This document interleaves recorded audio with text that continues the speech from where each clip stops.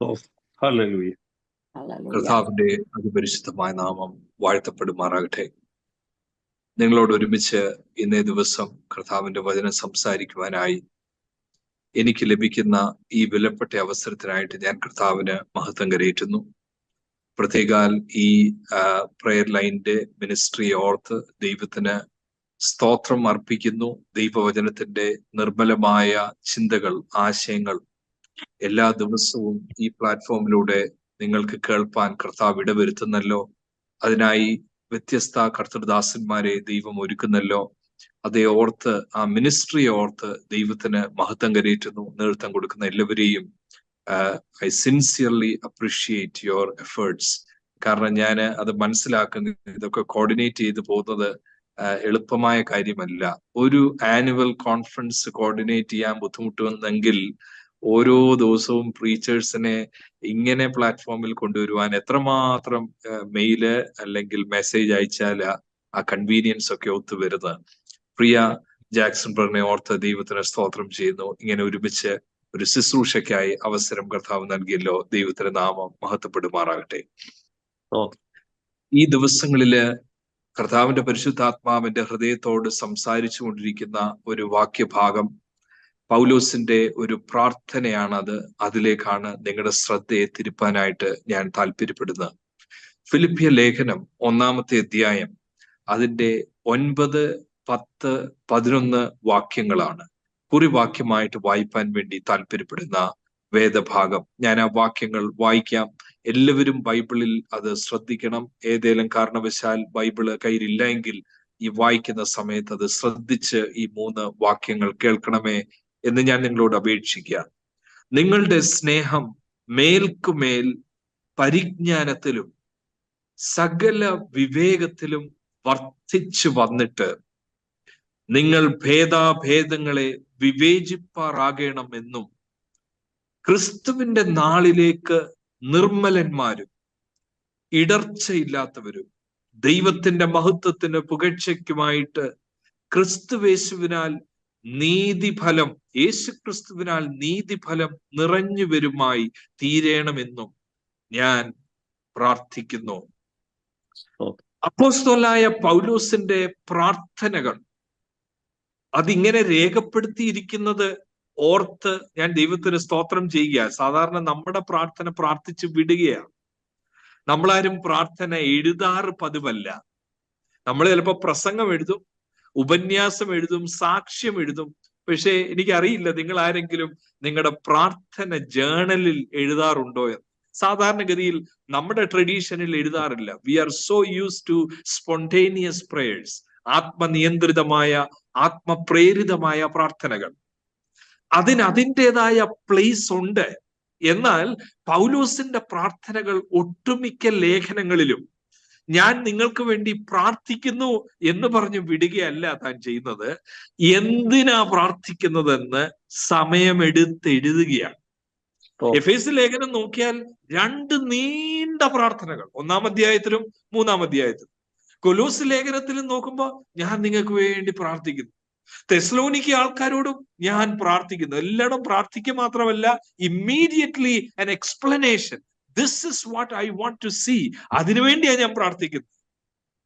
ഈ ഫിലിപ്പിയ ആൾക്കാരെന്ന് പറയുന്നത് പൗലോസുമായി ഇത്ര ഇഴയടുപ്പമുള്ള വേറൊരു ചർച്ച ഉണ്ടോ എന്ന് ഞാൻ സംശയിക്കുന്നു. അതെന്താ അങ്ങനെ പറയുന്നതെന്ന് ചോദിച്ചാൽ 4-ാം അധ്യായം 1-ാമത്തെ വാക്യത്തിൽ ഒരു പ്രയോഗം ഇവരെ കുറിച്ച് പറയുന്നതാണ് എന്നെ അങ്ങനെ ചിന്തിപ്പിക്കാനായി പ്രേരിപ്പിക്കുന്ന വാക്യം. ഫിലിപ്പിയ ലേഖനം 4-ന്റെ 1-ാമത്തെ വാക്യത്തിൽ ഇങ്ങനെയാ പറയുന്നത്: എന്റെ സന്തോഷവും കിരീടവുമായുള്ളവരെ ഇങ്ങനെ കർത്താവിൽ നിലനിൽപ്പീൻ. എന്റെ സന്തോഷം നിങ്ങളാണെന്നോ, എന്റെ കിരീടം നിങ്ങളാണെന്നോ. കൊരിന്താൾക്കാരെ കുറിച്ച് ഇത് പറയാൻ സാധ്യത കുറവാണ്. മറ്റ് പല ഗലാത്യ ആൾക്കാരെ കുറിച്ച് പറയാൻ സാധ്യത കുറവാണ്. നിങ്ങൾ ഇത്ര വേഗത്തിൽ നിങ്ങളെ വിളിച്ചവനെ വിട്ട് വേറൊരു സുവിശേഷത്തിലേക്ക് മറിഞ്ഞുപോയോ എന്ന് ഗലാത്യ ആൾക്കാരോട് ചോദിക്കുന്നു. കൊരിന്താൾക്കാരോട് പറയുന്നു, നിങ്ങളോട് എനിക്ക് ആത്മീകരെന്നോ എന്ന പോലെ അല്ല, ജഡത്തിൽ ഉള്ളവരോട്, ക്രിസ്തുവിൽ ശിശുക്കൾ എന്ന പോലെ. ഫിലിപ്പി ആൾക്കാരോട് പറയുക, you are my crown, you are my Joy. നമ്മളെ സന്തോഷിപ്പിക്കുന്നത് എന്താണ് ദൈവമക്കളെ? നമ്മളെ ഏറ്റവും കൂടുതൽ ആഹ്ലാദിപ്പിക്കുന്ന കാര്യം ഈ ലോകത്തിൽ എന്താണ്? നമ്മുടെ മുമ്പിലുള്ള ഭക്ഷണമാണോ? നമ്മൾ ഓടിക്കുന്ന വാഹനമാണോ? നമ്മൾ താമസിക്കുന്ന ഭവനമാണോ? എന്താ നമ്മളെ സന്തോഷിപ്പിക്കുന്നത്? പൗലോസ് പറയാണ്, നിങ്ങളാണ് എന്റെ സന്തോഷം. നിങ്ങളിൽ രൂപാന്തരം വന്നത് കാണുമ്പോ നിങ്ങളാണ് എന്റെ കിരീടം. പൗലോസിന്റെ മിനിസ്ട്രിക്ക് കിരീടം വെച്ചു കൊടുക്കാൻ ആരുമില്ലായിരുന്നു എന്ന് ഗലാത്യ ലേഖനം 2-ാം അധ്യായം 1 മുതൽ വായിക്കുമ്പോൾ അറിയാം. ജെറുസലേം, ഇന്നത്തെ ഭാഷയിൽ പറഞ്ഞാൽ ഒരു ലോബിയാണത്. ആ പദങ്ങളൊക്കെ പെന്തക്കോസ്തിൽ ഒരു സമയം വരെ കേട്ടിരുന്നില്ല. എന്നാൽ ഇപ്പോ ആൾക്കാർ എഴുതുന്നു, പറയുന്നു. This is like A lobby എന്ന് പറഞ്ഞാൽ ഒരു പർട്ടിക്കുലർ റീജിയനിൽ നിന്ന് വരുന്നവരെല്ലാം കൂടി അടക്കി വാഴുന്ന വേദികൾ, അവർ നിയന്ത്രിക്കുന്ന കോൺഫറൻസുകൾ, അവർ കൊണ്ടുവരുന്ന ലോബി. ജെറുസലേം പൗലോസ് നോക്കിയപ്പോ it's like a big lobby. Paulose പറയാ, അവരുടെ മുമ്പിൽ ഞാനൊന്നുമല്ല, ഞാൻ അവരെ കണ്ടിട്ടില്ല, ഞാൻ അവിടെ പോയിട്ട് 2-3 പേരെ കണ്ടിട്ടുള്ളൂ. എനിക്ക് ഓപ്പർച്യൂണിറ്റി തരാൻ പൗലോസ് പറയാ, they will not invite me. അങ്ങനെയുള്ള അവസരത്തിലാ പൗലോസ് പറയുന്നത്, യു ആർ മൈ ക്രൗൺ. നിങ്ങളാ എന്റെ സന്തോഷം, നിങ്ങളാ എന്റെ കിരീടം. ജെറുസലേം ചർച്ചിൽ നിന്ന് കിരീടം വെച്ച് തരാൻ ആരുമില്ല, ക്രിഡൻഷ്യൽ തരാൻ ആരുമില്ല. You are my letters of recommendation എന്നൊക്കെ കൊരിന്തിൽ പറയുന്നത് ആ സാഹചര്യത്തിലാണ്. എവിടുന്നോ വന്നെന്ന് ആൾക്കാർക്ക് തോന്നുന്ന ആ അപ്പോസ്തലൻ ഇന്നത്തെ ഈ കുറിവാക്യത്തിലേക്ക് ഞാൻ ക്ഷണിക്കുകയാണ്.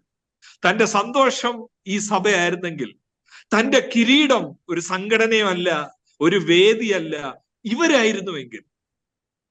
ഈ പ്രാർത്ഥന എന്നെ വല്ലാതെ ചിന്തിപ്പിക്കുന്നു. അങ്ങനെയാണെങ്കിൽ താൻ പ്രാർത്ഥിക്കേണ്ടത് എന്തിനു വേണ്ടിയാണ്? നിങ്ങൾ എന്റെ സന്തോഷം, നിങ്ങൾ എന്റെ കിരീടം. അങ്ങനെയാണെങ്കിൽ ഒരുപക്ഷെ പ്രാർത്ഥിക്കേണ്ടത്, കർത്താവേ, നല്ലവണ്ണം ഓടിക്കൊണ്ടിരിക്കുന്നവരെ അവരുടെ ഓട്ടം തികപ്പാൻ കൃപ നൽകണമേ. അവരെന്റെ സന്തോഷമാണ്, എന്റെ കിരീടമാണ്. Help them to finish the race. അല്ലെങ്കിൽ പ്രാർത്ഥിക്കേണ്ടത് എന്താണ്? ഇവരനേകർക്കും ഇനിയും സന്തോഷമാകുവാൻ ഇടയാകണമേ. പലത് പ്രാർത്ഥിക്കാം അല്ലേ? നമ്മുടെ മുമ്പിൽ ആരോഗ്യമുള്ള ഒരാള് വന്ന് പ്രാർത്ഥിക്കാൻ നിന്നാലും, ഒരു രോഗമുള്ള ആള് വന്ന് പ്രാർത്ഥിക്കാൻ നിന്നാലും ഒരേ വാക്യങ്ങളാണോ നമ്മൾ ഉപയോഗിക്കാറുള്ളത്? ഒരേ രീതിയിലാണോ പ്രാർത്ഥിക്കാറുള്ളത്? ICU മുറി കയറി പ്രാർത്ഥിക്കുന്നതും സുമുഖനായ ഒരു ചെറുപ്പക്കാരൻ pastor I want you to pray for me എന്ന് പറയുന്നതും രണ്ട് വ്യത്യസ്ത കോണ്ടെക്സ്റ്റ് അല്ലേ?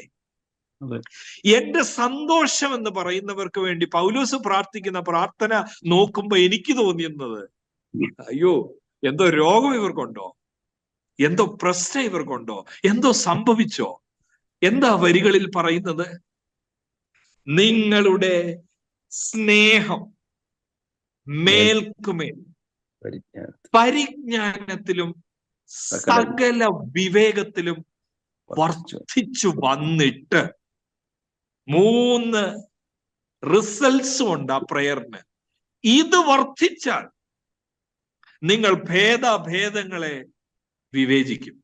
അപ്പൊ ഇപ്പോഴോ എന്റെ സ്നേഹമാണ്, എന്റെ കിരീടമാണെന്നൊക്കെ പറയുന്നെങ്കിലും പൗലോസ് ഒരു കുഞ്ഞിനെ നോക്കുന്ന പോലെ, I want you to grow, be more matured. Yes, there is birth, no doubt.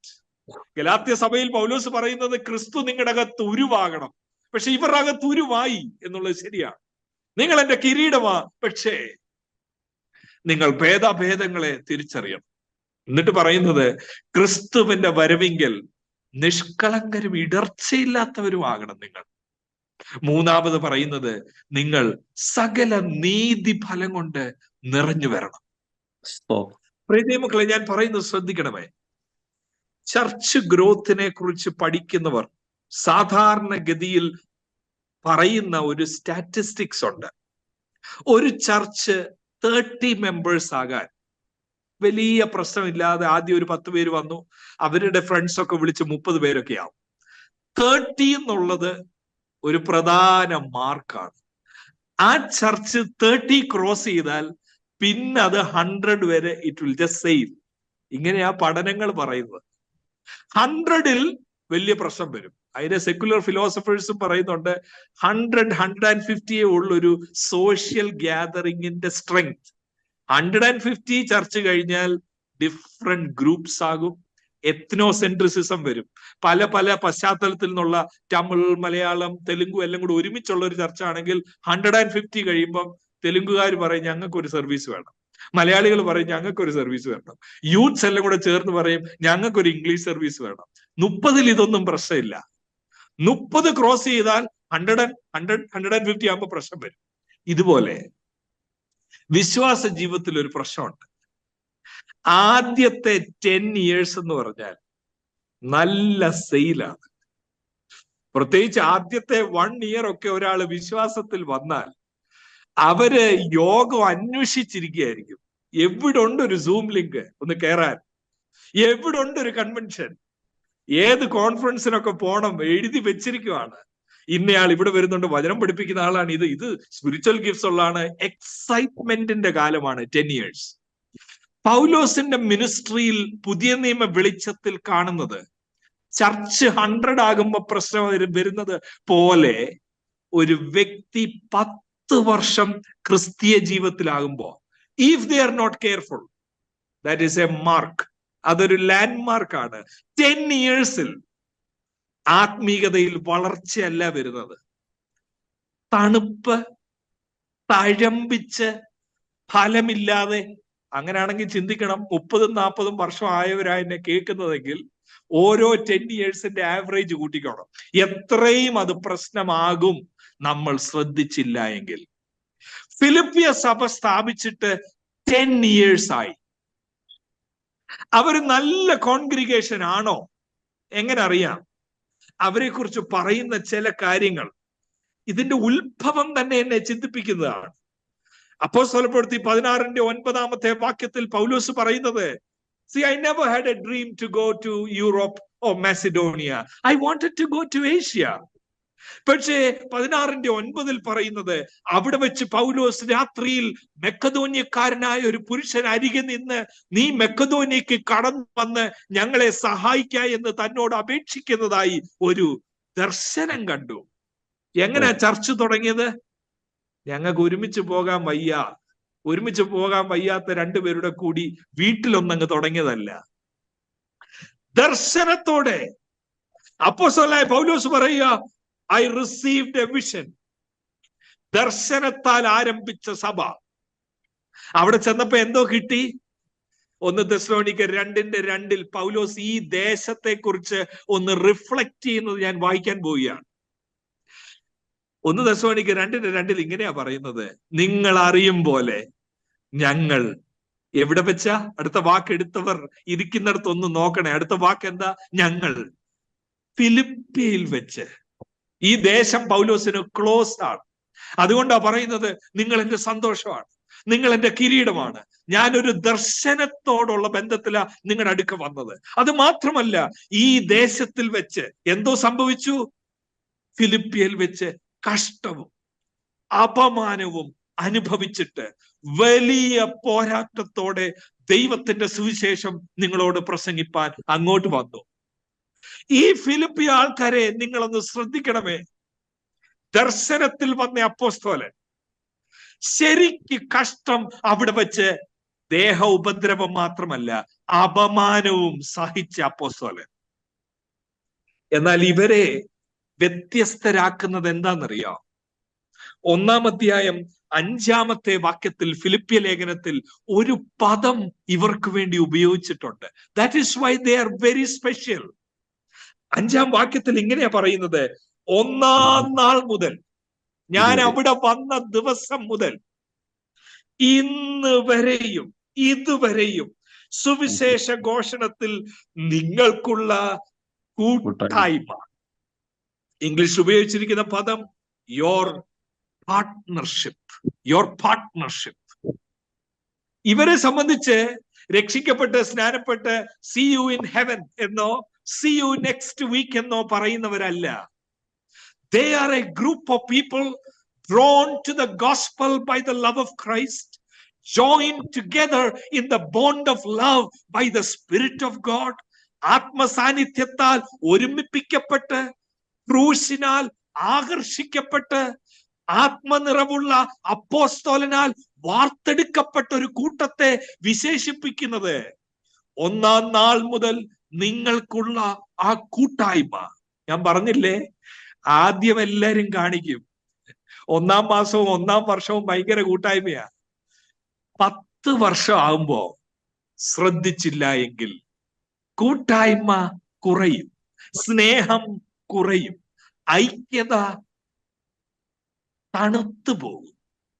ആ അവസ്ഥയിൽ സഭയായി എന്ന് മനസ്സിലാക്കിയ പൗലോസാണ് ഈ പ്രാർത്ഥന പ്രാർത്ഥിക്കുന്നത്. കൂട്ടായ്മ എന്ന് പറയുമ്പോ ആ ഒറ്റ വാക്കിൽ ഞാനത് പറഞ്ഞു വിടാതെ അപ്പോസ്തലപ്രവൃത്തി 16:15 വാക്യത്തിൽ ഇവരെവിടെ നിന്നു എന്ന് നിങ്ങൾ കാണുവാൻ ഞാൻ ആഗ്രഹിക്കുന്നു. പൗലോസ് അവിടെ ചെന്നപ്പോ 10 വർഷത്തിന് മുമ്പ് ഈ സഭയിലെ ആദ്യത്തെ വിശ്വാസികളിൽ ഒരാളായ ലുദിയ പറഞ്ഞൊരു വാക്ക് 16:15 വാക്യത്തിൽ പ്രവൃത്തികളുടെ പുസ്തകത്തിൽ ഇങ്ങനെയാ പറഞ്ഞിരിക്കുന്നത്: അവളും കുടുംബവും സ്നാനമേറ്റ ശേഷം നിങ്ങൾ എന്നെ, അടുത്ത വാക്ക് ശ്രദ്ധിക്കണം, നിങ്ങൾ എന്നെ, അപ്പോസ്തലന്മാരെ, നിങ്ങൾ എന്നെ കർത്താവിൽ വിശ്വസ്ത എന്ന് എണ്ണിയിരിക്കുന്നുവെങ്കിൽ എന്റെ വീട്ടിൽ വന്ന് പാർപ്പീൻ എന്ന് അപേക്ഷിച്ചു. തീർന്നില്ല, ഞങ്ങളെ നിർബന്ധിച്ചു. നിങ്ങൾ പറ, വീട്ടിൽ ഒരാൾ വന്ന് താമസിക്കുന്നത് നമുക്ക് കംഫർട്ടബിൾ കാര്യമാണോ, നമ്മുടെ കംഫർട്ട് മാറ്റുന്നതാണോ? എല്ലാ രീതിയിലും നമുക്ക് ഇൻകൺവീനിയൻസ് തോന്നുന്നതാണ് വീട്ടിൽ ഒരു ഗസ്റ്റ് വരിക എന്ന് പറഞ്ഞാൽ. അത് ഒരു ഗ്രൂപ്പ് ഓഫ് പീപ്പിൾ ആണെങ്കിലോ? പൗലോസ് ഫിലിപ്പിയയിൽ പോയത് ഒരാളായിട്ടല്ല, ടീം. ലുദിയയുടെ ഹൃദയം തുറന്നു സുവിശേഷത്തോട്, അത് നമുക്കറിയാം. പക്ഷെ ഹൃദയം തുറന്നാൽ എന്തോന്നും തുറക്കുമെന്നറിയാമോ? വീടും തുറക്കും. ഹൃദയം തുറന്ന ലുദിയയുടെ വീട് തുറന്നു. ലുദിയ പറയുന്ന ഒറ്റ കാര്യമാ, പ്ലീസ് കം. ചുമ്മാ പഴിപോക്കാൻ പറയുമല്ല, കാണുമ്പോ സമയമുണ്ടെങ്കിൽ ഞങ്ങളുടെ വീട്ടിലൂടെ ഒന്ന് വരണേ, അല്ല അല്ല അല്ല, നിർബന്ധിക്കുക. ലുദിയ ആരായിരുന്നു എന്നറിയാമോ? ഒരു ബിസിനസ് വുമനാണ്. നാടൻ ഭാഷയുണ്ടല്ലോ, പണം എന്ന ചിന്തയിൽ കമിണ് വീണാൽ കാപ്പണം. ആ ബിസിനസ്സുകാരിയോട് അഡ്വൈസേഴ്സ് പറഞ്ഞു കാണും, നീ ഇതുവരെ ഉണ്ടാക്കിയതെല്ലാം ഇപ്പൊ തീരുവേ, ഇത്രയും പേരെ വീട്ടിൽ കൊണ്ട് താമസിപ്പിച്ച് അവരുടെ കാര്യം എല്ലാം നോക്കാൻ. Are you crazy? Why you want to put everything on your head? People can share. Lydia പറയുന്ന ഒറ്റ കാര്യമുള്ളൂ, no, I am able to see the gospel. I am able to see the kingdom. All my reserves, all what I have, I want to share. Partnership is a big word. Partnership എന്ന് പറഞ്ഞാൽ leftovers അല്ല. Partnership എന്ന് പറഞ്ഞാൽ sharing life, sharing resources, the whole experience of that communal life where we think outside of us. നമ്മളും നമ്മുടെ കുടുംബവും അതിനപ്പുറമായി. ഈ ഫിലിപ്പിയ ചർച്ചിൽ നമ്മൾ പ്രസംഗിക്കാനോ പാടാനോ പോയാൽ അതിന്റെ ഫ്രണ്ട് റോയെ ഇരിക്കുന്ന ആദ്യത്തെ ആളാണ് ലിഡിയ. എന്തേലും പറയാനുണ്ടോ ലുദിയയുടെ സ്നേഹത്തെ കുറിച്ച്? പൗലോസിന്റെ പ്രാർത്ഥന, നിങ്ങളുടെ സ്നേഹം മേൽക്കുമേൽ പരിജ്ഞാനത്തിലും സകല വിവേകത്തിലും വർദ്ധിക്കണം. ഇന്നുള്ളവരാണെങ്കിൽ പറയും, പാസ്റ്ററേ നനഞ്ഞടം ഇത് കുഴിക്കുക കേട്ടോ. ലുദിയ ചെയ്യാനുള്ളത് ലുദിയ ചെയ്തു. ലുദിയ വീട്ടിൽ കൊണ്ടുവന്ന് എല്ലാരെയും പാർപ്പിച്ചില്ലേ? രണ്ടാമത്തെ ഇവിടുത്തെ കോൺവേർട്ട് എന്താണെന്നറിയാമോ ചെയ്തത്? ആ ജയിലറാണ്. ആക്ട് 16:33 പറയുന്നത്, ലുദിയ വീട് തുറന്നു. They are special people. രണ്ടാമത്തെ ആള് 16:33 അവൻ രാത്രിയിൽ, ആ ജയിലർ രാത്രിയിൽ. രക്ഷിക്കപ്പെടുന്ന കാര്യം മാത്രമല്ല ഈ അപ്പോസ്തല പ്രവൃത്തിയിൽ എഴുതിയിരിക്കുന്നത്. ആത്മനിറവ് കൊണ്ട് അന്യഭാഷ പറയുന്ന മാത്രമല്ല എഴുതിയിരിക്കുന്നത്. എന്തോ എഴുതിയിട്ടുണ്ടെന്നറിയാമോ? ആൾക്കാരിൽ വന്ന രൂപാന്തരം, അവർ ലോകത്തെ കണ്ടതും അവരുടെ ധനത്തോടുള്ള ബന്ധത്തിലുമുള്ള രൂപാന്തരം. 16:33 അവൻ രാത്രിയിൽ ആ നാഴികയിൽ തന്നെ അവരെ കൂട്ടിക്കൊണ്ടുപോയി അവരുടെ, അടുത്ത വാക്കൊന്ന് നോക്കിക്കേ, അവരുടെ മുറിവുകളെ കഴുകി. എന്താ പറയുന്നത്? I remember your partnership. ചോരയിൽ കുളിച്ചു നിൽക്കും അപ്പോസ്തലൻ. ജയിലർ പറയുക, yes, I got Jesus. I am not going to say hallelujah and go back home. I want to make sure that he is clean, he is whole, he is taken care, he is cured. This is the love of Christ flowing in the lives of believers at Philippi. ഫിലിപ്പിയ സഭയിലെ ഓരോരുത്തരെ എടുത്തു നോക്ക്, ഓരോരുത്തർക്കും പറയാനുള്ളത് partnership, partnership. ഈ ചർച്ചിനെ വ്യത്യസ്തമാക്കിയ ഒരു കാര്യം കൂടെ ഞാൻ പറയാം. ഫിലിപ്പി ലേഖനം 4:14-15 കാണാം. അവിടെ ഇങ്ങനെയാ പറയുന്നത് പൗലോസ്, മുറിവുണക്കിയ ജയിലർ ഇവിടെ ഉണ്ട്, വീട് തുറന്ന ലുദിയ ഇവിടെ ഉണ്ട്. 4:14-15 വാക്യത്തിൽ പറയുക, എങ്കിലും എന്റെ കഷ്ടതയിൽ നിങ്ങൾ കൂട്ടായ്മ കാണിച്ചത് നന്നായി. ഫിലിപ്പ്യരെ, എന്താ അവരുടെ സ്പെഷ്യാലിറ്റി എന്നറിയാമോ? ഫിലിപ്പ്യരെ, സുവിശേഷ ഘോഷണത്തിന്റെ ആരംഭത്തിൽ ഞാൻ മക്കദോനിയയിൽ നിന്ന് പുറപ്പെട്ടാറെ നിങ്ങൾ മാത്രമല്ലാതെ ഒരു സഭയും വരവ് ചിലവ് കാര്യത്തിൽ എന്നോട്, പിന്നെയും ആ വേർഡ് വരിക, 1:5 കണ്ട വേർഡ്, നിങ്ങളല്ലാതെ ഒരു സഭയും എന്നോട് കൂട്ടായ്മ കാണിച്ചില്ല എന്ന് നിങ്ങൾ അറിയുന്നു. എന്താണെന്നറിയാമോ ഇവരുടെ പ്രത്യേകത? പ്രേമകളെ, നമുക്കൊക്കെയും we would like to associate with people who are on the stage. അങ്ങനെയാ നമ്മുടെ എല്ലാം ടെൻഡൻസി.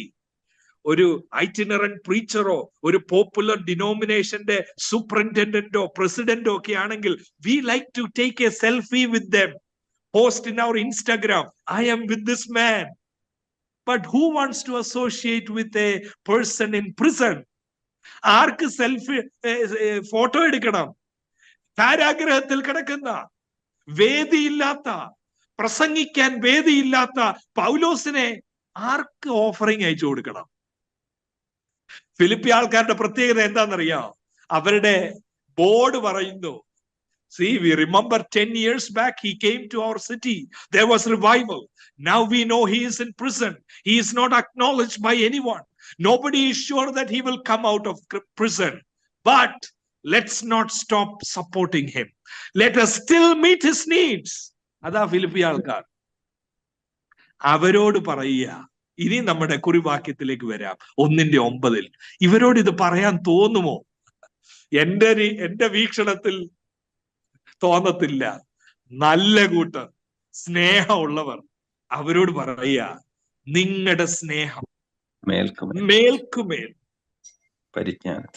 പരിജ്ഞാനത്തിലും സകല വിവേകത്തിലും വർദ്ധിച്ചു വരും. ഒരു കാര്യം കൂടെ എനിക്ക് 9 പ്രവേശിക്കുന്നതിന് മുമ്പ് പറയണം, അല്ലെങ്കിൽ അതിങ്ങനെ ഈ സൂമിൽ നിന്ന് ഇറങ്ങി കഴിയുമ്പോഴും അതൊരു ഭാരമായിട്ട് നിൽക്കും. എന്താണെന്നറിയാം? ഈ പ്രാർത്ഥനയിലേക്ക് പൗലോസിനെ നയിക്കുന്നത് 8-ാം വാക്യമാണ്. 8-ാം വാക്യത്തിൽ പൗലോസ് ഇങ്ങനെയാ പറയുന്നത്, ക്രിസ്തുവേശുവിന്റെ ആർദ്രതയോടെ, ഒരു മദർഹുഡിന്റെ ലാംഗ്വേജ് അത്. ക്രിസ്തുവേശുവിന്റെ ആർദ്രതയോടെ നിങ്ങളെല്ലാവരെയും കാണുവാൻ എത്ര വാഞ്ചിക്കുന്നു എന്നതിന് ദൈവം സാക്ഷി. അപ്പൊ ഈ പ്രാർത്ഥന ഏതിൽ നിന്ന് വന്നതാ? സ്നേഹം, ആർദ്രതയിൽ നിന്ന്. ആർദ്രതയിൽ നിന്ന് പ്രസംഗവും പ്രാർത്ഥനയും ഒക്കെ വന്നിട്ട് അതിനെ രൂപാന്തരപ്പെടുത്താൻ കഴിയത്തുള്ളൂ. ഫോർ ദ സേക്ക് ഓഫ് പ്രീച്ചിങ്ങിനെ 3 കമന്ററി വെച്ച് അല്ലെങ്കിൽ യൂട്യൂബിലെ ഒരു ആശയം കേട്ട് ഏറ്റു പറയുന്നതും ആർദ്രതയിൽ പ്രാപിച്ചു പറയുന്നതും വ്യത്യാസമുണ്ട്. ആർദ്രതയിൽ കൗൺസിൽ ചെയ്യുന്നതും, ഒരു സൺഡേ സ്കൂൾ ഹെഡ് മാസ്റ്റർ ആർദ്രതയിൽ എല്ലാരും വന്ന് പഠിക്കണമെന്ന് ചിന്തിക്കുന്നതും റൂൾ ബുക്ക് എടുത്ത് പെരുമാറുന്നതും വ്യത്യാസമുണ്ട്. പൗലോസ് പറയുന്നത്, see I am in prison, ആർദ്രതയോടെ എന്റെ സ്നേഹം, എനിക്ക് നിങ്ങളെ കാണാൻ ആഗ്രഹം. എന്നിട്ട് പറയുക, ഞാൻ I am praying for you. അപ്പോഴൊന്ന് ചിന്തിച്ചേ, നമ്മൾ ഒരു വ്യക്തിയെ, ഒരു സഭയെ യഥാർത്ഥമായും സ്നേഹിക്കുന്നെങ്കിൽ എന്തുവാ നമ്മളിൽ നിന്നും പുറപ്പെടേണ്ടത്? Prayer. Prayer is a sign, an indicator that we care for that person. We care for that church or denomination. ഇനി 9-ാം വാക്യത്തെ ശ്രദ്ധിച്ചു നോക്ക്. അവിടെ ഇങ്ങനെയാ പറയുന്നത്, നിങ്ങളുടെ സ്നേഹം. അപ്പൊ ആ വാക്ക് നിങ്ങൾ ശ്രദ്ധിക്കണം. ഇവർക്ക് സ്നേഹം ഉണ്ടോ ഇല്ലയോ? ഞാൻ 3 ഉദാഹരണം ഓൾറെഡി പറഞ്ഞു. നിങ്ങളുടെ സ്നേഹം എന്ന് പറഞ്ഞാൽ it's a signature by Paul. You have love. Lydia, നിനക്ക് സ്നേഹമുണ്ട്. ജയിലർ, താങ്കൾക്ക് സ്നേഹമുണ്ട്. എന്റെ വരവ് ചില കാര്യത്തിൽ കോൺട്രിബ്യൂട്ട് ചെയ്തവരെ, നിങ്ങൾക്ക് സ്നേഹമുണ്ട്. 1-ാം നാൾ മുതൽ ഇന്ന് വരെ കൂട്ടായ്മ മുറിഞ്ഞു പോകാതെ കൂട്ടായ്മ കാണിച്ചവരെ, you were very sacrificial in your giving, you were consistent in your giving, you have love. അതാ 1:9. നിങ്ങളുടെ ആ സ്നേഹം. 2:1 നോക്കിയാലും ഇതേ ഒരു ആശയമുണ്ട്. അവർക്കുണ്ട്. ക്രിസ്തുവേശുവിൽ വല്ല പ്രബോധനവും ഉണ്ടെങ്കിൽ, സ്നേഹത്തിന്റെ വല്ല ആശ്വാസവും ഉണ്ടെങ്കിൽ, ആത്മാവിന്റെ വല്ല കൂട്ടായ്മയും ഉണ്ടെങ്കിൽ, വല്ല ആർദ്രതയും വല്ല മനസ്സലിവും, അതൊക്കെ ഉണ്ട്, ഇല്ലാത്തവരല്ല. പ്രയർ ലൈൻ ഇപ്പോൾ കയറിയിരിക്കുന്ന എല്ലാവരുമേ നമുക്കെല്ലാം സ്നേഹവും ആർദ്രതയും കൂട്ടായ്മയൊക്കെ അറിയാവുന്നവരാ. അല്ലെങ്കിൽ ലോഗിൻ ചെയ്തുകൊണ്ട് ഈ സമയം ഇവിടെ ഇരിക്കത്തില്ലല്ലോ. ഇന്നത്തെ സന്ദേശം നമ്മളോടുള്ളതാണ്. വല്ല സ്നേഹം ഉണ്ടെങ്കിൽ, നിങ്ങളുടെ സ്നേഹം, ആ സ്നേഹം എവറി 10 years റിന്യൂഡ് ആകുന്നില്ല എങ്കിൽ വി ആർ ഗോൺ. ആ ഡേഞ്ചറിൽ നിന്നുകൊണ്ടാ പൗലോസ് പറയുന്നത്. പൗലോസ് ഉപയോഗിക്കുന്ന ആ 2 പദങ്ങൾ പരിജ്ഞാനത്തിലും സകല വിവേകത്തിലും വർദ്ധിച്ചു വരണം. വാസ്തവത്തിൽ ഞാൻ നിങ്ങളോട് പറയാം, ഈ പരിജ്ഞാനവും വിവേകവും എന്ന് പറയുന്നത് സ്നേഹവുമായിട്ട് ബന്ധമില്ലാത്തതായിട്ടാണ് നമുക്ക് തോന്നാൻ സാധ്യത. അതിന്റെ ഉദാഹരണം ഞാൻ പറയാം. ഞാന് ഈ പാസ്റ്ററൽ മിനിസ്ട്രിയുമായിട്ട് എൻ്റെ ഫാദറിനോടൊപ്പം കുടുംബമായിട്ട് ഞങ്ങള് പല ദേശങ്ങളിൽ ആയിരുന്നു. പറക്കോടും മല്ലപ്പള്ളിയിലും വെച്ചൂച്ചിറ, തുമ്പമൺ, ഇങ്ങനെ പലയിടങ്ങളിൽ യാത്ര ചെയ്തു. ഇപ്പൊ കുമ്പനാടായിരിക്കുന്നു. പലപ്പോഴും ഞങ്ങൾ ഇതിൽ ഒരു ദേശത്തെ കുറിച്ച് പറയാറുണ്ട്. ഞങ്ങൾ ഒരുമിച്ച് ഫാമിലി ആയിട്ടിരിക്കുമ്പോ, അയ്യോ അവരുടെ സ്നേഹം, അവരുടെ കൂട്ടായ്മ. അതെന്താണെന്നറിയാം അങ്ങനെ പറയാൻ കാര്യം? അവിടെ കൂടുതൽ ആൾക്കാരും സാധാരണ ആൾക്കാരായിരുന്നു ആ ദേശത്തിൽ. അവരെ സംബന്ധിച്ച് ഉപവാസ പ്രാർത്ഥന എന്ന് പറഞ്ഞാൽ ഓൾ ആർ അവൈലബിൾ. കാരണം അവർക്ക് ആരുടെയും ലീവ് ലെറ്ററും വേണ്ട, ഒന്നും വേണ്ട. അവരെല്ലാം തൂമ്പായും മമ്മട്ടിയും മാറ്റിവെച്ച് 21 ദിവസം അവിടെ വന്നിരിക്കും. അവരെന്ത് ചെയ്യും? അവരുടെ ഓട്ടോ കൊണ്ട് ഓടിക്കണോ വരണോ, ഭയങ്കര സ്നേഹമാണ്. നിങ്ങളും അങ്ങനെയുള്ള കാര്യങ്ങൾ അനുഭവിച്ചിട്ടുണ്ടായിരുന്നു. സാധുക്കളായ എക്കണോമിക്കലി വലിയ സോഫിസ്റ്റിക്കേറ്റഡ് കാര്യങ്ങൾ അല്ലെങ്കിൽ നമ്മൾ പറയും അവരുടെ ചെന്ന് സ്നേഹം എന്താന്ന് പഠിക്കണം. ഈ ഒത്തിരി വിദ്യാഭ്യാസവും അറിവും ഒക്കെ കൂടിയാ പിന്നെ സ്നേഹമില്ല എന്ന് പറയുന്നത് കേട്ടിട്ടില്ലേ? പക്ഷെ 1:9 എന്തുവാ പൗലോസ് പറയുന്നത്? സ്നേഹത്തിന് എന്തുമായി ബന്ധമുണ്ട്? പരിജ്ഞാനം, വിവേകം. കൊരിന്ത് ലേഖനത്തിൽ ഒരു വാക്യമുണ്ട്, അറിവ് ചീർപ്പിക്കും, സ്നേഹം ആത്മീയം. അവിടെയും പൗലോസ് പറയുന്നത് ദീസ് ആർ 2 different things.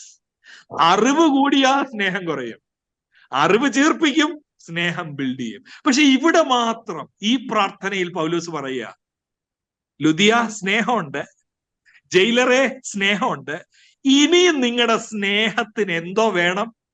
10 വർഷമായി. ഇനി നിങ്ങളുടെ സ്നേഹത്തിന് 2 കാര്യങ്ങൾ വേണം. പരിജ്ഞാനം വേണം, വിവേകം വേണം. എന്താ അതിന്റെ അർത്ഥം? പൗലോസ് പറയുന്നത്, he is not encouraging a sloppy agape. He is not encouraging a sentimental love, undisciplined love. അല്ല, ഞാൻ പറയാം എന്തുവാ ഈ ഉദ്ദേശിക്കുന്നതെന്ന്. ഈ ഉദ്ദേശിക്കുന്നത് എന്താന്ന് ചോദിച്ചാൽ, ചർച്ചിൽ ഒരാൾ വന്ന് സാക്ഷ്യം പറഞ്ഞു നിങ്ങളുടെ ചർച്ചിൽ. ആ സാക്ഷ്യം കേട്ടോണ്ടിരിക്കുമ്പോ കഷ്ടമല്ലേ, എന്നാ എന്തായാലും കൊടുത്തേക്കാം.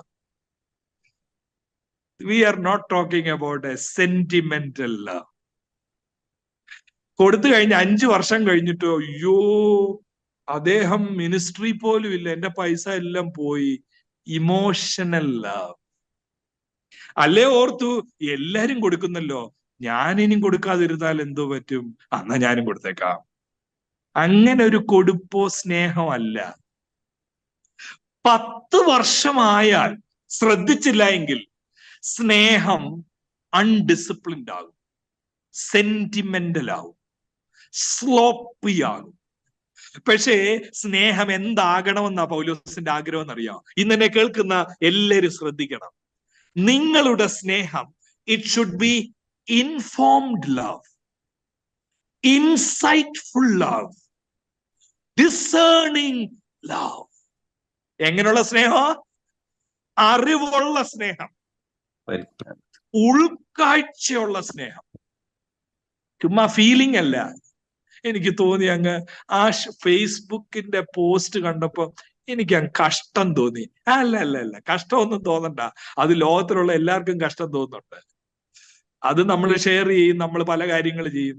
അതല്ല ഇവിടെ പറയുന്ന ഉൾക്കാഴ്ചയുള്ള സ്നേഹം, ഇൻസൈറ്റ്ഫുൾ ലവ്, ഡിസേണിംഗ് ലവ്. കാരണം ഈ സ്നേഹം എന്തോയിലേക്കാണ് നയിക്കുന്നത്? ഭേദാഭേദങ്ങൾ വിവേചിക്കുമാറാക്കുന്ന ഒരു സ്നേഹം. ഇതെന്തോ സ്നേഹമാ? ഇത് നിഷ്കളങ്കനാക്കുന്ന സ്നേഹം, നിർമ്മലനാക്കുന്ന സ്നേഹം. അല്ലെങ്കിൽ കുറെ സ്നേഹിച്ചു കഴിഞ്ഞിട്ട് അവസാനം മനസ്സിലാവും എന്റെ സ്നേഹത്തിന് കളങ്കം ഉണ്ടായിരുന്നു. എന്നേ ഇത് മനസ്സിലാകത്തുള്ളതെന്നറിയോ? അന്ന് കർത്താവിന്റെ സന്നിധിയിൽ നിൽക്കുമ്പം മനസ്സിലാവും, അയ്യോ കളങ്കമുള്ള സ്നേഹമായിരുന്നല്ലോ എന്റെ നിഷ്കളങ്ക സ്നേഹം അല്ലായിരുന്നല്ലോ. ഞാൻ ആ ചെക്ക് എഴുതിയപ്പോ നിഷ്കളങ്കമല്ലായിരുന്നല്ലോ. ഞാൻ വിവേകത്തോടല്ലല്ലോ ആ വാക്ക് സഭയിൽ പറഞ്ഞത്. ഞാൻ പരിജ്ഞാനമില്ലാതാണല്ലോ കാര്യങ്ങൾ ചെയ്തത്. ഫിലിപ്പി ആൾക്കാർക്ക് എന്തോ പറ്റി എന്ന് ശ്രദ്ധിക്കണം. 2-ാം അധ്യായം 14-ാമത്തെ വാക്യത്തിൽ എന്തോ പറ്റിയെന്ന് ചോദിച്ചാൽ ഒരു സൂചനയുണ്ട്. 2:14 വക്രതയും കോട്ടവുമുള്ള തലമുറയുടെ നടുവിൽ നിങ്ങൾ അനിന്യരും പരമാർത്ഥികളും ദൈവത്തിന്റെ, അടുത്ത വാക്ക് ശ്രദ്ധിക്കണം, പ്രാർത്ഥനയിലുള്ള വാക്ക് തന്നെയാ, ദൈവത്തിന്റെ നിഷ്കളങ്ക മക്കളും ആകേണ്ടതിന് എല്ലാ, അടുത്ത വാക്കെന്താ? എല്ലാ പിറുപിറുപ്പും വാദവും കൂടാതെ ചെയ്വീൻ. കൂട്ടായ്മയുണ്ട്, പക്ഷെ കൂട്ടായ്മയിൽ ഇപ്പൊ എന്തോ ഉണ്ട്? പിറുപിറുപ്പ്, വാദം. ഞാൻ കഴിഞ്ഞ ദിവസം ഇങ്ങനെ ഈ ഭാവന കണ്ടു. നമ്മൾ ചിലപ്പോൾ ഈ കൂട്ടായ്മ ഫ്രൈഡേ മീറ്റിംഗ് ഒക്കെ നടക്കുമ്പോഴേ ചിലപ്പോ ആദ്യം തുടങ്ങുന്ന ദിവസം നമുക്കൊരു ആശയം വരും, കൂടി പ്രാർത്ഥിച്ചിട്ട് അങ്ങ് പോയാ പോരാ, ഒരു കൂട്ടായ്മയും കൂടെ വേണ്ട. ഇത് കഴിഞ്ഞിട്ട് നമുക്ക് എന്തെങ്കിലും ഒരു ചപ്പാത്തിയോ എല്ലാം വാങ്ങിക്കാം, ഒരു കറിയൊക്കെ ഉണ്ടാക്കാം. എല്ലാരും പറയും, 20 പേരും പറയും യെസ്, കൂട്ടായ്മ വേണ്ട. പിന്നെ ഇന്നാൾ ആരോ പറഞ്ഞ പോലെ meeting without eating is a cheating. അപ്പം വി ഷുഡ് ഹാവ് ഈറ്റിംഗ്. അപ്പൊ 1 മാസമായി എല്ലാരും ക്യൂ ആണ്. When is our turn? ഇന്ന് ഞാൻ ചിക്കൻ വാങ്ങിക്കാം, അടുത്ത ദിവസം വേറൊരാൾ വാങ്ങിക്കുന്നു. അവസാനം 6 മാസം കഴിഞ്ഞപ്പോ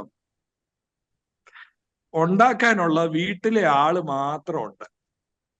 അപ്പൊ ഒരു ദിവസം വൈഫ് ഇങ്ങനെ പറഞ്ഞു അച്ഛനോട്, അച്ഛാന്റെ ആശയമായിരുന്നു, ഇപ്പൊ എങ്ങനുണ്ട്? നിർത്താനൊക്കെ നമ്മുടെ വീട്ടിലാ നടക്കുന്നത്. എല്ലാവർക്കും ജോലി തിരക്കും കാര്യങ്ങളും ഒക്കെയാ. താമസിച്ച ആദ്യത്തെ ആഴ്ച എങ്ങനായിരുന്നു? 3:30 തുടങ്ങുന്ന യോഗത്തിന് 3 മണിക്ക് ആൾക്കാരൊക്കെ വന്നപ്പം അങ്കിള് പറഞ്ഞത്, ആരും വരണ്ട, നിങ്ങള് വന്നാ മതി, ഞാൻ ചെയ്തോളാം. ആരെങ്കിലും ഉള്ളി അരിയാൻ വന്നപ്പോ പറഞ്ഞത്, no no no no no, ഇതെല്ലാം you just listen to God's word, we will take care of everything. 6 മാസം കഴിഞ്ഞപ്പം ഉരുളിയിട്ടിങ്ങനെ ഇളക്കുന്നുണ്ട്, പക്ഷേ പിറുപിറുപ്പ്. ഇതെന്താ നമ്മൾ മാത്രമേ ഉള്ളൂ ഇതൊക്കെ ചെയ്യാൻ? ഇതൊന്നും ആരും കാണുന്നില്ലേ? അല്ല, കൈ കഴുകി ഇരിക്കുമ്പോഴെങ്കിലും തോന്നണ്ടേ ഇത് എവിടുന്ന് വന്നു എന്ന്? മാറി, വൊക്കാബുലറി എല്ലാം മാറി.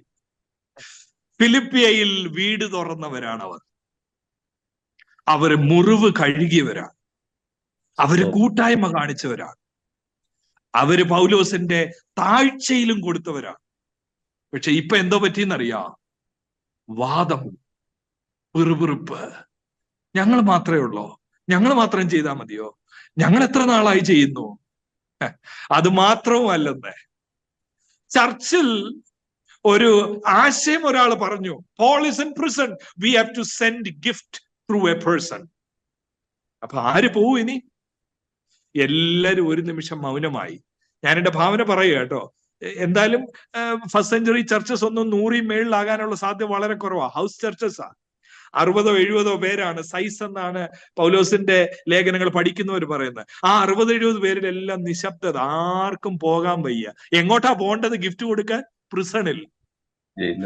എല്ലാരും ഇങ്ങനെ ഇരിക്കുക. ഒരാൾ പറയുന്നു, ഞാൻ പോയേനെ, പക്ഷെ അടുത്ത ആഴ്ച മോൻ ഇങ്ങോട്ടൊന്ന് വരുന്നുണ്ട്.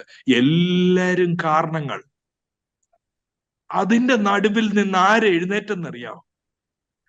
പ്രായമുള്ളൊരു വ്യക്തി, ശരീരത്തിൽ രോഗമുള്ള എപ്പഫ്രോദിറ്റസ് എഴുന്നേറ്റിട്ട് പറഞ്ഞു, ഐ വിൽ ഗോ. ആ പോകാൻ നിശ്ചയിച്ചപ്പോ ചർച്ചിലുള്ള കുറച്ചുപേർ എന്തോ പറഞ്ഞെന്നറിയാം? പിന്നെ വല്ല ചെറുപ്പക്കാര് പോകാനുള്ളതിന് പ്രായമുള്ള വ്യക്തി പോവാ. ഇപ്പൊ കണ്ടോണം പോയിട്ട് വരുമ്പോ. അവര് പറഞ്ഞ പോലെ എപ്പഫ്രോഡിറ്റസിന് എന്തോ പറ്റി ചെന്നപ്പം ദീനം പിടിച്ചു. അതുകൊണ്ടല്ലേ 2-ാം അധ്യായത്തിൽ പൗലോസ് പറയുന്നത്, 2:29 ഒന്ന് നോക്കിക്കേ. 2:29 ഒന്ന് നോക്കിക്കേ. ശരീരത്തിൽ രോഗം പിടിച്ച എപ്പഫ്രോഡിറ്റസിന് ഒറ്റ റിക്വസ്റ്റേ ഉള്ളൂ, എന്റെ ചർച്ചിനോട് പറയല്ലേ എനിക്ക് വയ്യാന്ന്. കാരണം എന്താ? അവിടെ അത് സെലിബ്രേറ്റ് ചെയ്യുമവൻ. എനിക്ക് വയ്യാതായി പോയി എന്ന് പറഞ്ഞാൽ അവിടെ ഉള്ള ചിലര് പറയും, വല്ല ആവശ്യം ഉണ്ടായിരുന്നോ ഈ വയസ്സാം കാലത്ത് അങ്ങോട്ട് പോവാൻ? അതുകൊണ്ടാണ് 2:29 പറയുന്നത്, അവനെ കർത്താവിൽ പൂർണ്ണ സന്തോഷത്തോടെ കൈക്കൊള്ളുവേൻ, ഇങ്ങനെയുള്ളവരെ ബഹുമാനിപ്പേൻ. റിസ്ക് എടുത്തവനല്ലേ? ആരും പോകാതിരുന്നപ്പം റിസ്ക് എടുത്തയാളെ നിങ്ങൾ ബഹുമാനിക്കാൻ പഠിക്ക്. പോകണമായിരുന്നോ എന്ന് ചോദിക്കാതെ. ഈ കോണ്ടെക്സ്റ്റിലാ പൗലോസ് പറയുന്നത്, നിങ്ങളുടെ സ്നേഹം കൊടുത്തോ ഇല്ലയോ എന്നുള്ളതല്ല ചോദ്യം, എത്ര കൊടുത്തു എന്നുള്ളതും അല്ല ചോദ്യം. നിങ്ങളുടെ സ്നേഹം പരിജ്ഞാനമുള്ളതാണ്, അതിന് വിവേകമുണ്ടോ എന്ന് പറഞ്ഞാൽ അതിന്റെ അർത്ഥം എന്താ? ഇമോഷണൽ സ്നേഹത്തിൽ പിറുപിറുപ്പ് പുറകെ വരും. സെന്റിമെന്റൽ ലെവൽ ഞാൻ പഠിപ്പിച്ചോളാം മോളെ, ഞാൻ പഠിപ്പിച്ചോളാം. അവസാനമേ ആ ഇമോഷണലി പറഞ്ഞില്ലേ, ഞാൻ പഠിപ്പിച്ചോളാം. 3-ാം വർഷത്തിന്റെ ഫീസിന്റെ കാര്യം പറയുമ്പം, അല്ല നമുക്കും ഒരു പരിമിതി ഇല്ലേ? എന്താന്നറിയാം, അത് അന്ന് ആ ഇമോഷനിൽ അങ്ങ് പറഞ്ഞതാ. പിന്നെ when it is actually hitting us, we will reconsider. അല്ലെ ചെയ്യും, പിറുപിറുപ്പ് ചെയ്യും. എന്താ ഈ പരിജ്ഞാനത്തിന്റെ സ്നേഹം? പരിജ്ഞാനത്തിന്റെ സ്നേഹം എന്ന് പറഞ്ഞാൽ, സമയം വേഗത്തിൽ പോകുന്നു, ശ്രദ്ധിക്കണം. പരിജ്ഞാനവും വിവേകമുള്ള സ്നേഹം എന്ന് പറഞ്ഞാൽ, എന്റെ മുമ്പിൽ ഒരു വ്യക്തി നിൽക്കുക, എനിക്ക് വേണ്ടി തന്നെത്താൻ ഏൽപ്പിച്ചു കൊടുത്ത് മനുഷ്യവേഷത്തിൽ വന്ന ദൈവപുത്രൻ തന്നെത്താൻ ഏൽപ്പിച്ചു കൊടുത്ത ആ സ്നേഹത്തിന്റെ പരിജ്ഞാനം എന്നിലോട്ട് കയറുമ്പോ, ഞാൻ കൊടുത്തതിന്റെ കണക്കോ, ഞാൻ സുവിശേഷത്തിന് വേണ്ടി ഓടിയതോ, ഞാൻ പ്രാർത്ഥിച്ചതോ, ഞാൻ ഓർഗനൈസ് ചെയ്തതോ, ഇതിന്റെ ഒന്നും പിറുപിറുപ്പും ഇല്ല, ഇതിന്റെ ഒന്നും പേരിൽ ഒരു പേരും വേണ്ട. I have done nothing compared to what Jesus has done. അങ്ങനൊരു ആറ്റിറ്റ്യൂഡ് എന്നിൽ ഫോംഡ് ആവും. നിങ്ങളുടെ സ്നേഹം ഇൻസൈറ്റ്ഫുൾ ആകണമെന്ന് പറഞ്ഞാൽ, നിങ്ങളുടെ സ്നേഹത്തിൽ യേശു ചെയ്തതിന്റെ മനോഭാവം വേണം. അതല്ലേ 2-ാം അധ്യായത്തിൽ പറയുന്നത്. 2:4 വാക്യത്തിൽ ഇപ്രകാരമല്ലേ പറയുന്നത്, ഓരോരുത്തൻ സ്വന്തം ഗുണമല്ല മറ്റൊരുവന്റെ ഗുണം കൂടെ നോക്കട്ടെ എന്ന് പറഞ്ഞിട്ട് ക്രിസ്തുവേശുവിലുള്ള ഭാവം തന്നെ നിങ്ങളിലും. ഏതാ ഈ ഇൻഫോംഡ് ലവ്? ഏതായി? Insightful love. It's not emotional frenzy. It's not sentimental drive. It's an informed love. If Jesus has done this for me, I am a debtor. അതാ പൗലോസ് പറഞ്ഞത്. ക്രിസ്തുവിന്റെ സ്നേഹം എന്നെ നിർബന്ധിക്കുന്നു. പൗലോസിനോട് ആൾക്കാർ ചോദിക്കത്തില്ലേ, ഇത്രയൊക്കെ കിട്ടിയിട്ടും പഠിച്ചില്ലേ, ഇനി മൃദുത്വം ഒന്ന് അതൊന്നും കുറയട്ടെ. Sharp, you are preaching so sharp. അവസാനം പ്രിസണിൽ കൊണ്ടുപോയി. ഇപ്പൊ ബി മോർ ഡിപ്ലോമാറ്റിക്. പൗലോസ് പറയും, no, love is compelling me. അല്ല, ഇങ്ങനെയൊക്കെ സംഭവിക്കും, പ്രിസണിൽ കിടക്കേണ്ട വരും. Doesn't matter. That is nothing compared to what Jesus has suffered for me.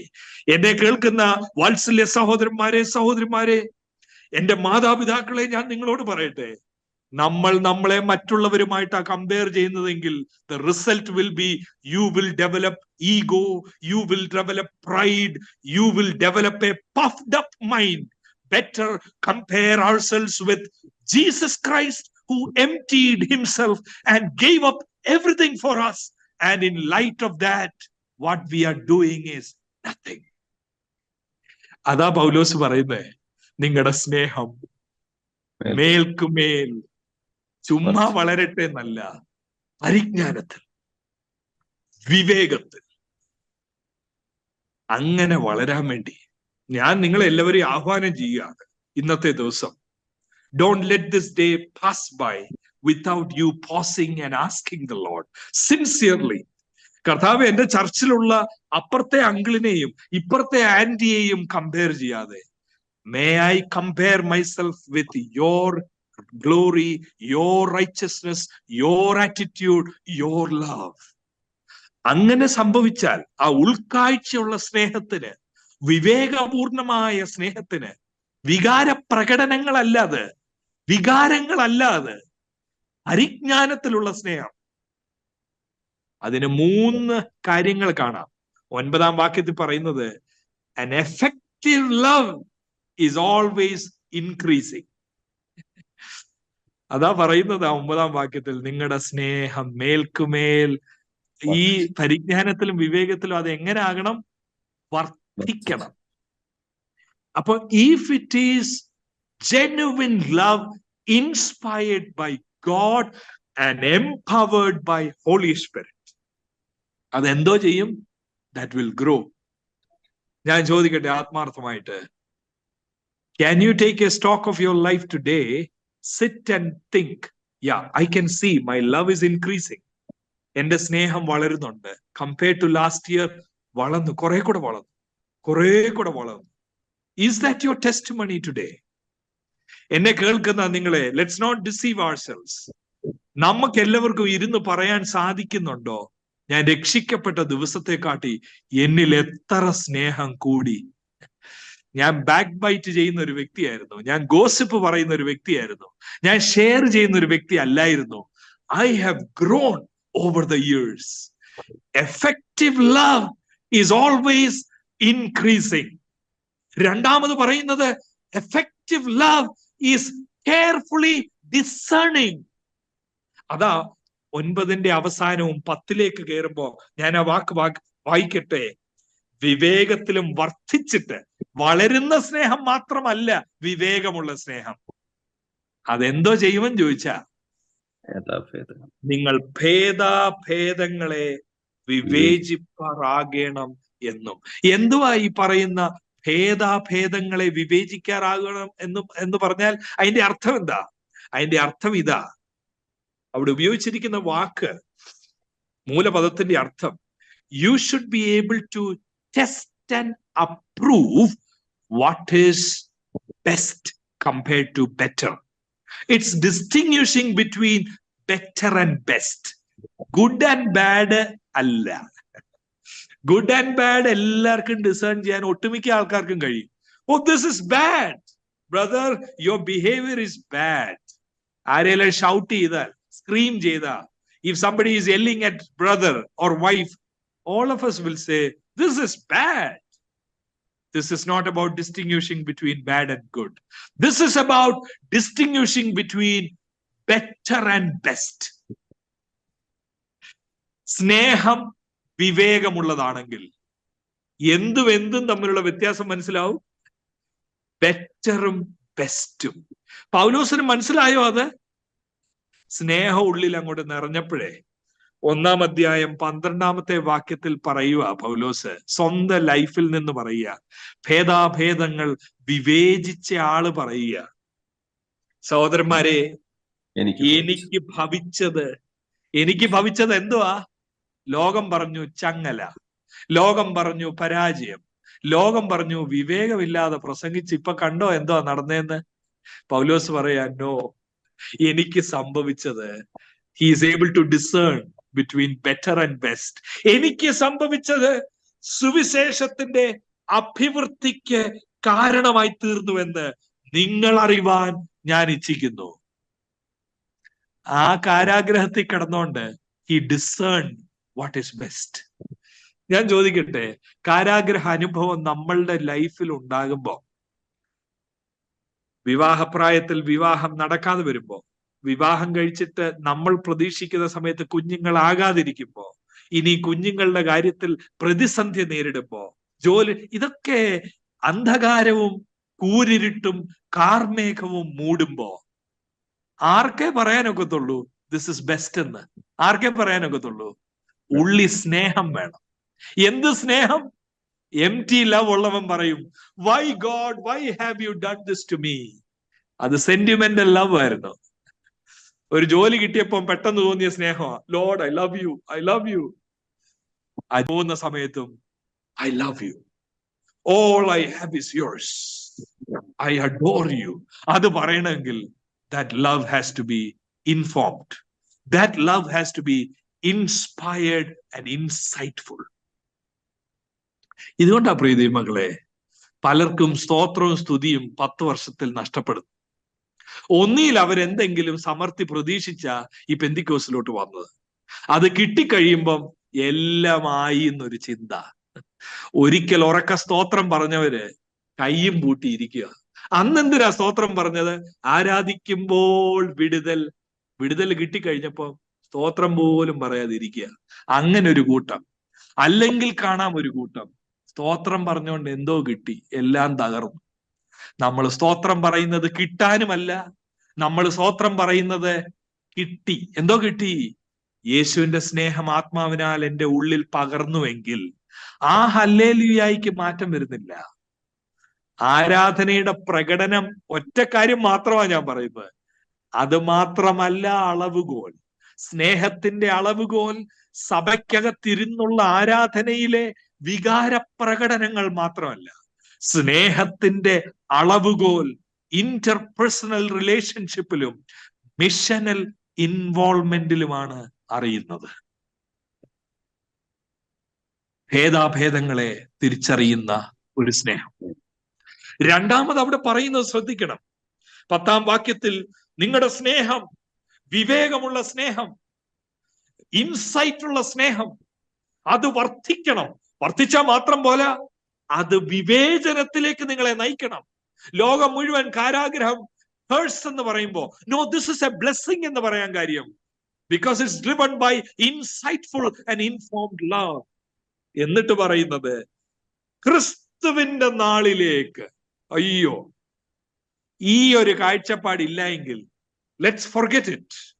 നമ്മുടെ ക്രിസ്തീയ ജീവിതത്തിന് പിന്നെ എന്താണ് ഒരു ആഴം കൂട്ടുന്നതെന്ന് എനിക്ക് അറിയത്തില്ല. ഇന്ന് പലരും ആഴം കൂട്ടുന്നത് ഈ പറയുന്ന പോലെ ഒച്ചപ്പാടിലും സമയദൈർഘ്യത്തിലും. 8 മണിക്കൂർ ഞങ്ങൾ അങ്ങ് ഇരുന്നു. ഇതിലൊന്നും അല്ല, സമയദൈർഘ്യത്തിലല്ല ആത്മീയതയുടെ ആഴങ്ങൾ അളക്കപ്പെടേണ്ടത്. കാരണം സമയദൈർഘ്യം അവസാനം ബോസ്റ്റിങ്ങിനുള്ളൊരു കാരണമാണ് ആയതെങ്കിൽ how does that benefit us? എങ്ങനെയാണെന്നറിയാം ഇവിടെ പറയുന്നേ. പൗലോസ് പറയുന്നില്ലേ, ഇനി സ്നേഹം നിറഞ്ഞു, എന്റെ കാരാഗ്രഹം it's best for me and for God എന്ന് പറയണമെങ്കിൽ ഒറ്റ കാഴ്ചപ്പാടാ മുമ്പിലുള്ളത്. എന്തോ കാഴ്ചപ്പാടാ? ക്രിസ്തുവിന്റെ നാളിലേക്ക്. ഈ ലേഖനത്തിൽ എത്ര പ്രാവശ്യം ആവർത്തിച്ചെന്നറിയാം? 1-ന്റെ 4-ാം വാക്യത്തിൽ നിങ്ങളിൽ നല്ല പ്രവൃത്തിയെ ആരംഭിച്ചവൻ, അടുത്ത വാക്കെന്താ? യേശുക്രിസ്തുവിന്റെ നാളോളം അതിനെ തികയ്ക്കും. എന്തോ ആയിരിക്കണം ഒരു വിശ്വാസിയുടെ കണ്ണിന്റെ മുമ്പിൽ? യേശുവിന്റെ നാള്. എന്റെ പ്രിയൻ വാനിൽ വരാറായി, കാഹളത്തിൻ ധ്വനി കേൾപ്പാറായി. 2:10-11 വാക്യത്തിൽ എന്താ പറയുന്നതെന്നറിയാം? അങ്ങനെ യേശുവിന്റെ നാമത്തിൽ സ്വർലോകരുടെയും ഭൂലോകരുടെയും അധോലോകരുടെയും മുഴങ്കാലൊക്കെയും മടങ്ങുകയും എല്ലാ നാവും യേശു കർത്താവെന്ന് പിതാവായ ദൈവത്തിന്റെ മഹത്വത്തിനായി ഏറ്റുപറയുകയും ചെയ്യേണ്ടി വരും. എന്തുവാ? What is driving U? That day സ്നേഹം വർദ്ധിക്കുന്നതിന്റെ ലക്ഷണം എന്തോ കൂടും അകത്ത്? ഭേദാഭേദങ്ങൾ തിരിച്ചറിയുക മാത്രമല്ല, കർത്താവിന്റെ വരവിനോടുള്ള കൊതി കൂടുമെന്ന്. ഞാൻ ചോദിക്കട്ടെ, നമ്മളിൽ എത്ര പേര് on a given day, night, when we go to bed, our last thoughts are about the coming of Christ? കർത്താവേ, നാളത്തെ ദിവസം കാണുമോ? I don't know. Are you going to come tonight? How many of us are thrilled by that day? How many of us are looking forward for that day? പൗലോസ് പറയുന്നത്, ഉള്ളി സ്നേഹം നിറഞ്ഞു കഴിയുമ്പോ എനിക്ക് ആത്മമണവാളനായ യേശുവിന്റെ അടുക്കലേക്ക് വരണം, ആ ഒരു കാര്യം മാത്രമാണ്. 3-ാം അധ്യായം 20-21 വാക്യം കൂടെ ഒന്ന് ശ്രദ്ധിച്ചേ. കാരാഗ്രഹത്തിൽ ഇൻസുലിൻ കൊണ്ടു കൊടുക്കാൻ ആരെങ്കിലും ഉണ്ടോ? എനിക്കറിയില്ല. കാരാഗ്രഹത്തിൽ ഇഷ്ടഭക്ഷണം കൊണ്ടു കൊടുക്കാൻ ആരെങ്കിലും ഉണ്ടോ? എനിക്കറിയില്ല. കാരാഗ്രഹത്തിന്റെ ലൈഫ് എന്ന് പറഞ്ഞാൽ മെച്ചപ്പെടുന്ന ലൈഫല്ല, ഡിറ്റീരിയോറേറ്റിംഗ് ലൈഫാണ്. അവിടെ കിടന്നുകൊണ്ട് പറയുക, നമ്മുടെ പൗരത്വമോ സ്വർഗത്തിലാകുന്നു.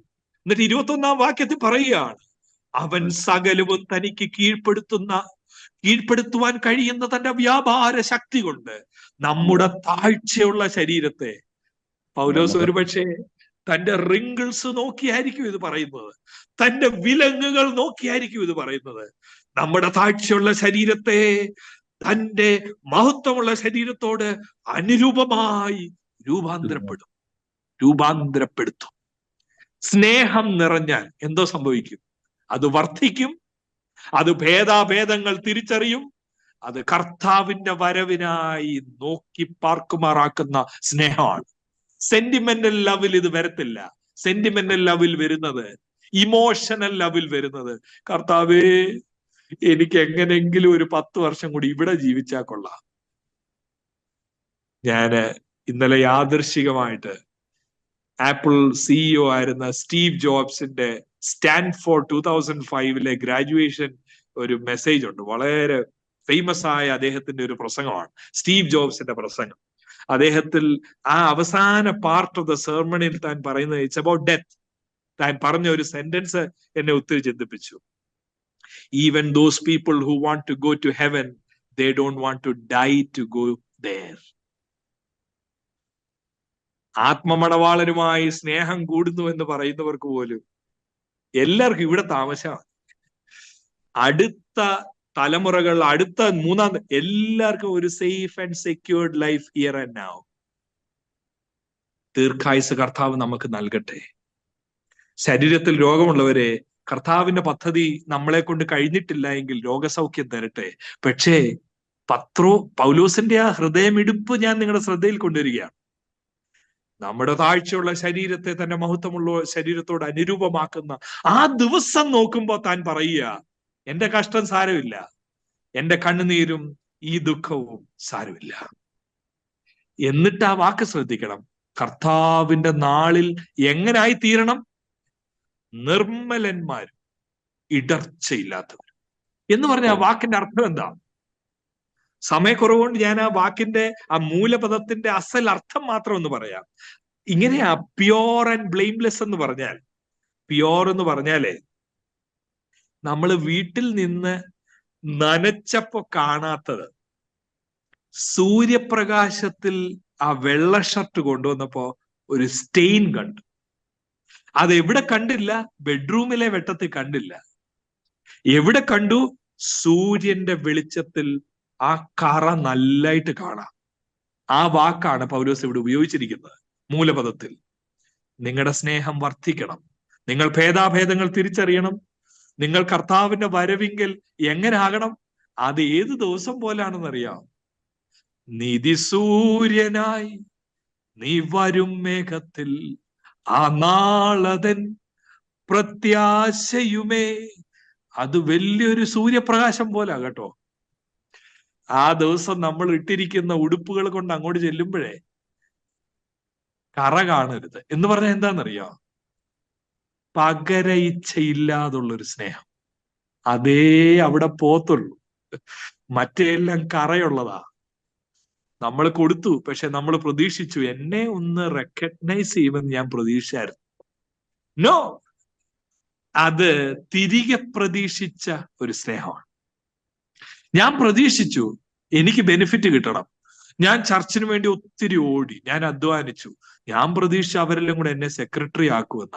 നോ, അത് കളങ്കമുള്ള സ്നേഹമാണ്. ആ സ്നേഹം കാണിച്ചതല്ലേ എനിക്ക് കിട്ടണം. കളങ്കമില്ലാത്ത സ്നേഹം എന്ന് പറഞ്ഞാൽ എന്താണെന്നറിയാമോ? നിഷ്കളങ്കരും ഇടർച്ചയില്ലാത്തവരും എന്ന് പറഞ്ഞാൽ സ്നേഹിച്ചോണ്ടേയിരിക്കുക, തിരിച്ച് കിട്ടാത്തപ്പോഴും പിന്നെ സ്നേഹിക്കുക.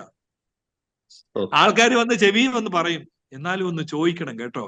എല്ലാരും ഇത്ര അഡ്വാൻറ്റേജ് എടുക്കുക ബ്രദറിന്റെ. No, this is nothing compared to what Jesus has done for me. I have no complaints. I don't want any appreciation. I don't want my names to be written anywhere. ആ സ്നേഹത്തിന്റെ പേരാ നിർമ്മലതയുള്ള സ്നേഹമാണ്, ഇടർച്ചയില്ലാത്ത സ്നേഹമാണത്. അവസാനത്തേതോട് പറഞ്ഞ് നമുക്ക് ഒരുമിച്ച് പ്രാർത്ഥിക്കാം. അവസാനം ഇങ്ങനെയാ പറയുന്നത്, 11ാമത്തെ വാക്യത്തിലേക്ക് വരുമ്പോ, ഇടർച്ചയില്ലാത്തവരും ദൈവത്തിന്റെ മഹത്വത്തിനും പുകഴ്ചയ്ക്കുമായിട്ട് യേശു ക്രിസ്തുവിനാൽ, അടുത്ത വാക്ക്, നീതിഫലം നിറഞ്ഞു വരുമാറായി തീരണം. ഒരു കപ്പിൽ വെള്ളം ഒഴിക്കുന്നത് പോലാണ് ഓരോ വർഷം കഴിയുന്നത്. 10 വർഷത്തിൽ ശ്രദ്ധിച്ചില്ല എങ്കിൽ ചോർച്ചയുണ്ടാവും. നീതിഫലം നിറയുന്നതിന് പകരം ഉള്ളതൂടെ കാണാതായി പോകും. ചിലപ്പോ ഒക്കെ പറയുന്നത് കേട്ടിട്ടില്ലേ, യോ വിശ്വാസി വന്നപ്പോ എന്ത് സഹകരണവും സ്നേഹവും തീഷ്ണതയുള്ള ആന്റി ആയിരുന്നു, ഇപ്പൊ വന്ന് പ്രാർത്ഥനയ്ക്ക് പോലും വരാൻ അരഗന്റായി മാറി. കാരണം എന്താ? കാരണം സ്നേഹം വർദ്ധിച്ചില്ല. കാരണം ഒരു ഡിനോമിനേഷനിൽ വന്ന് കുറെ കാര്യങ്ങൾ പഠിച്ചു, അല്ലെ പഠിപ്പിച്ചു. മറ്റ് നേരത്തെ ഉള്ളതിനെ പോലെ അതേ ചിന്തകൾ ഇതിനകത്തും കൊണ്ടുവന്നു. പ്രിയമകളെ, പൗലോസ് സ്ഥാപിച്ച ഫിലിപ്പി ആൾക്കാർക്ക് ഇത് പറ്റിയെങ്കിൽ എനിക്കോ നിങ്ങൾക്കോ ഇത് പറ്റിക്കൂടാ എന്നില്ല. നമ്മൾ ശ്രദ്ധിച്ചില്ല എങ്കിൽ ഭേദാഭേദങ്ങൾ നമുക്ക് തിരിച്ചറിയാൻ വയ്യാതായി പോകും. കർത്താവായ യേശു ക്രിസ്തുവിന്റെ വരവിന്റെ പ്രത്യാശ നമ്മുടെ കണ്ണിൽ നിന്നും മായിപ്പോകും. നമുക്ക് നീതിഫലം നിറയുന്നതിന് പകരം ചോർച്ചയുള്ള ഒരു ഗ്ലാസ്സായി നമ്മൾ നിൽക്കും. ഇന്നത്തെ ഈ ദിവസം നിങ്ങളിൽ എത്ര പേര് ദൈവമുമ്പാകെ പ്രാർത്ഥിക്കും, കർത്താവേ ഞങ്ങളുടെ സ്നേഹം, ഞാൻ ആദ്യം പറഞ്ഞത് ഒന്നുകൂടെ പറയുന്നു, നിങ്ങൾക്കെല്ലാം സ്നേഹമുള്ളവരാണ്. സ്നേഹം ഇല്ല എങ്കിൽ ഈ സമയം ഇതിനകത്ത് ലോഗിൻ ചെയ്ത് വന്നിരിക്കത്തില്ല.